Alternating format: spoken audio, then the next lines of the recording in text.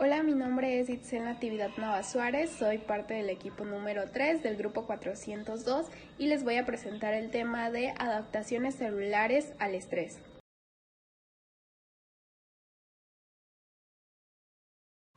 Bueno, comenzamos hablando acerca de lo que es la respuesta celular al estrés.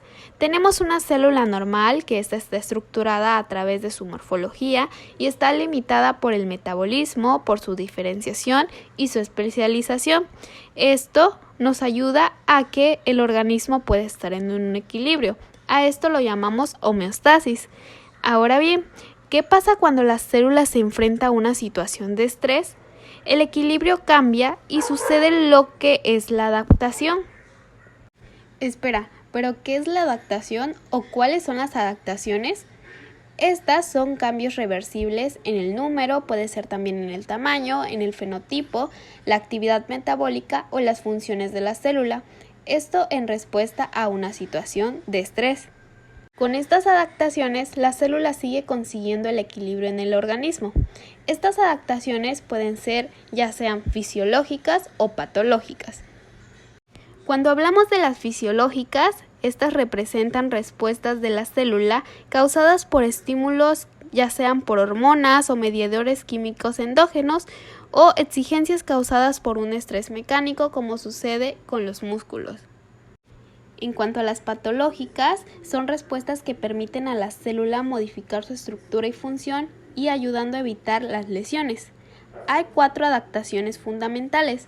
Tenemos la hipertrofia, la hiperplasia, la atrofia y metaplasia, que enseguida las explicaremos. Iniciamos con hipertrofia. Esta la definimos como el aumento de tamaño de las células. Asimismo, habrá un aumento de tamaño en el órgano afectado, ya que las células son mucho más grandes. La característica de la hipertrofia es que no existen células nuevas, sino células más grandes que contienen más proteínas estructurales y organulos. A la hipertrofia la observamos principalmente en los músculos y células que tienen la capacidad de aumentar su tamaño. Ejemplo claro de esto son los miocitos. Como comentamos anteriormente, las adaptaciones pueden ser ya sean fisiológicas o patológicas. Aquí en hipertrofia también tenemos fisiológicas y patológicas.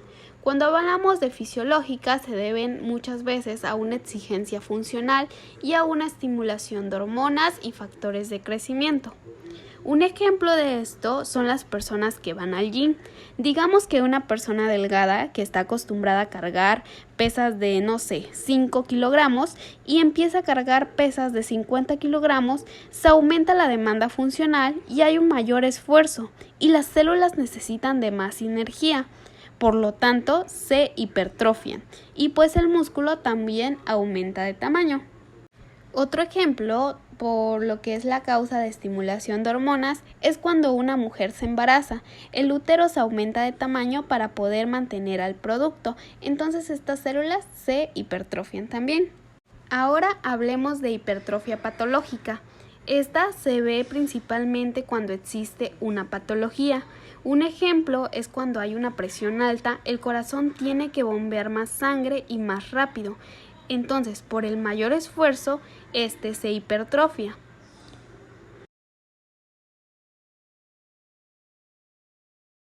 Ok, pero ya claro el concepto de hipertrofia, hablemos de su mecanismo, el por qué el aumento del tamaño de la célula. Primeramente tenemos acciones integradas de sensores mecánicos, tal vez de factores de crecimiento o sustancias vasoactivas, y estas se reúnen en la membrana celular. Van a activar vías de traducción de señales, principalmente 2 vías. La primera es fosfatidil-inositol 3-sinasa, que esta se va a activar principalmente cuando se trata de una hipertrofia fisiológica. Y la segunda, que es la señalización anterógrada de receptores acoplados a la proteína G, que se va a activar principalmente cuando estemos hablando de una hipertrofia patológica. Estas vías activan un conjunto de factores de transcripción, GAT4, NFAT, NF2, y estas inducen la síntesis de proteínas, por lo tanto hay aumento de tamaño. Ojo, recordemos que la hipertrofia puede progresar a una situación de daño funcional y nos puede causar lesión. Pasamos a hiperplasia. A esta la definimos como el aumento del número de células en un órgano en respuesta a un estímulo. También tenemos dos tipos de hiperplasia: hiperplasia patológica e hiperplasia fisiológica. La hiperplasia patológica es causada por acciones excesivas o inapropiadas de hormonas o factores de crecimiento que actúan sobre células diana. Y la fisiológica se da por la necesidad de aumentar la capacidad funcional de órganos sensibles a hormonas. Ejemplo de esto es el crecimiento de las glándulas mamarias. También se puede dar por una necesidad de un aumento compensatorio tras alguna lesión. Ahora, el mecanismo de la hiperplasia es el resultado de una proliferación de células inducida por factores de crecimiento y en ciertos casos debido al aumento del desarrollo de nuevas células a partir de células madre tisulares.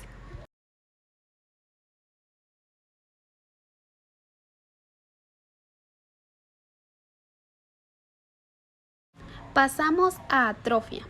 Esta se define como la reducción del tamaño de un órgano o tejido por disminución de las dimensiones y el número de células. Se debe a disminución de síntesis de proteínas. También tenemos atrofia fisiológica y atrofia patológica. En la fisiológica, un ejemplo es que una mujer embarazada, después de que nace el bebé, el útero tiene que volver a su tamaño normal y lo que va a suceder es que es atrofia. En la atrofia patológica puede suceder por diversas causas.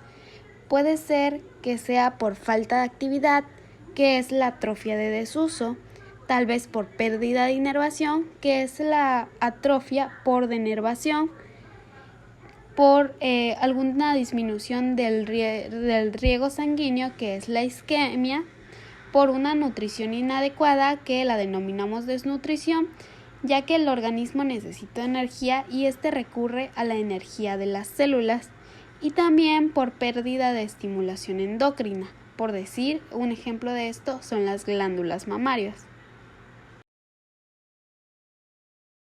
Cuando hablamos del mecanismo de la atrofia, nos referimos a la disminución de la síntesis de proteínas y un aumento en la degradación de las células. Pasamos a que se activa la vía de ubiquitina proteasoma. Esta activa la ubiquitina ligasa y esta es una enzima e irá por los péptidos de ubiquitina y estos se unen a las proteínas celulares y lleva a la degradación de los proteasomas. Y por último tenemos a la metaplasia. Este es un cambio reversible en el que un tipo celular diferenciado, ya sea epitelial o mesenquimatoso, es reemplazado por otro tipo de célula. Pongamos un ejemplo. Supongamos que tenemos un epitelio cilíndrico simple. Pasa a metaplasia y se vuelve un epitelio plano simple. La célula va a cambiar a otra célula que sea mucho mejor o que nos ayude a mejorar o a prevenir lo que es el grado de lesión. Esto va a depender de las necesidades del organismo. Hay tipos de metaplasia. Tenemos la metaplasia epitelial, la mesenquimatosa y la de tejido conjuntivo. Cuando hablamos de metaplasia epitelial cambia porque hay un estímulo lesivo que le está haciendo daño. Y de la mesenquimatosa, un ejemplo de esta es la patología del esófago de Barrett, que sabemos que hay un esfínter que es el gastroesofágico.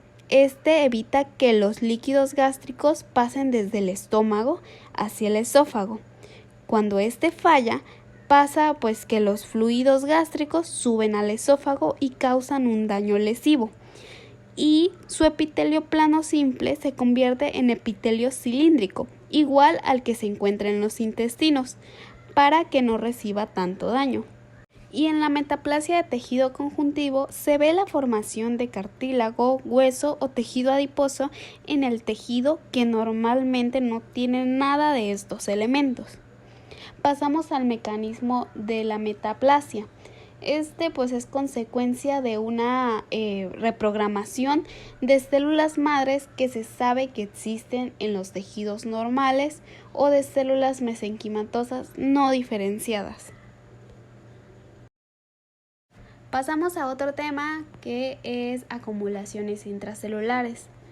Las células pueden acumular cantidades anormales de distintas sustancias y estas acumulaciones llegan a causar grados de lesión. Estas sustancias se pueden localizar en el citoplasma, dentro de los organulos, en el núcleo y puede ser sintetizada por las células afectadas o ser producidas a otro nivel. Las principales vías de acumulación intracelular anormal son una eliminación y una degradación inadecuada o una producción excesiva de una sustancia endógena, o puede ser que se deposite a la célula una sustancia exógena anormal. Y bueno, pasamos a lo que son las diversas sustancias. Primero tenemos a la degeneración grasa o también llamado cambio graso. Esto se llama en realidad estenosis y es una acumulación de triglicéridos en las células parenquimatosas. La estenosis puede deberse a toxinas, malnutrición proteica, diabetes mellitus o obesidad o anoxia. Y bueno, también encontramos lo que es el colesterol y ésteres de colesterol, el exceso de proteínas, el glucógeno, que es un depósito intracelular excesivo de glucógeno, se asocia a alteraciones en el metabolismo de la glucosa. Exceso también de pigmentos, que son sustancias con color que pueden ser exógenas también, o sea, externas del cuerpo, como el carbón, o endógenas que se sintetizan en el propio organismo. Pigmentos como lo es la melanina, la hemosiderina, lo que es la lipofuscina. Y bueno, con esto terminamos y muchísimas gracias por ver mi video. Les dejo la pequeña bibliografía. Utilicé el libro de Robbins, Patología Humana, 10ª edición, y videos del canal de Guía Med. Mi nombre es Itzel Natividad Nava Suárez, soy parte del equipo número 3 del grupo 402 y les voy